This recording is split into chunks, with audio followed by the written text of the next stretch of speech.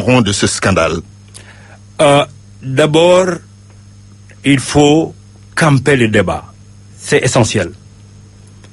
Touba, contre la volonté de son fondateur Cheikh Al-Khadim, qui voulait faire de cette cité une cité bénie où on adoure Dieu, Touba est devenu un lieu de tous les trafics. Touba est quand même la sainte. C'est la sainte. Il a voulu faire la sainte. Mais nous vivons une réalité à Touba. Touba est le milieu où tous les trafics se font. Commençons par les trafics de véhicules, les rimes. Commençons par le trafic de chanvre indien. Il nous arrive au tribunal d'avoir des procès pour lesquels des saisies sont faits camions de chanvre indien. Touba, tout le monde le sait, les malfrats de tous bords, de tous acabits, viennent se réfugier à Touba.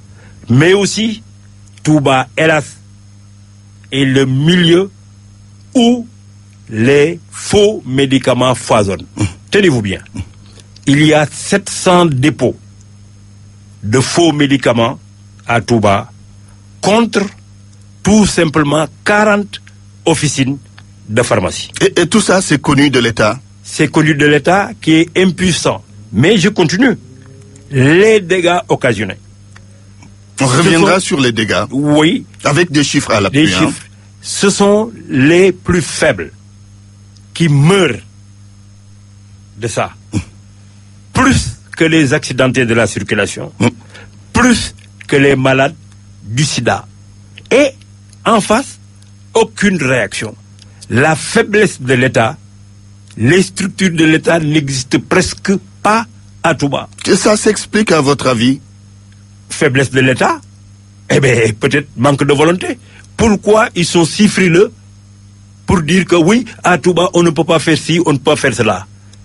Or, le représentant de Serigne Touba sur terre, qui est le khalife général, n'a de cesse de rappeler la sainteté de Touba. Il le fait à l'occasion de tous les sermons. Tabaski, Korité, y suit tous les vendredis, à l'occasion de toute cérémonie, le discours reste le même. Mais aussi non suivi de faits.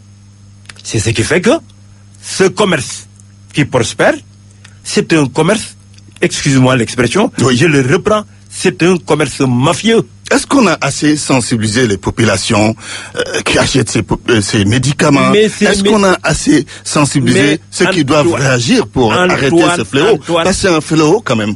C'est un fléau, mais il faut aussi essayer de saisir pourquoi ça persiste.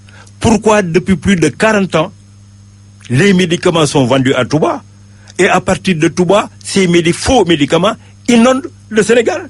Ici à Dakar, Kër Serigne bi, c'est qu'il y a des forces très fortes qui pèsent sur le maintien de ce commerce illicite et qui tuent. Je m'explique un peu sur le modus operandi. Ceux qui ont ouvert ces 700 dépôts de faux médicaments se connaissent. Ils se cotisent à coups de milliards.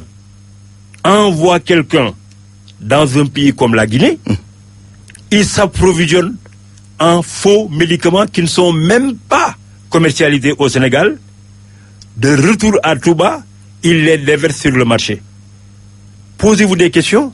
Pourquoi même la douane n'intervient pas? Comment on peut circuler avec de gros porteurs, de gros camions, comme dans le cas en l'espèce, 2 camions qui contiennent un chargement de 1,350 milliard de faux médicaments non contrôlés de la Guinée jusqu'à Touba? Tout de même, il y a Anguille.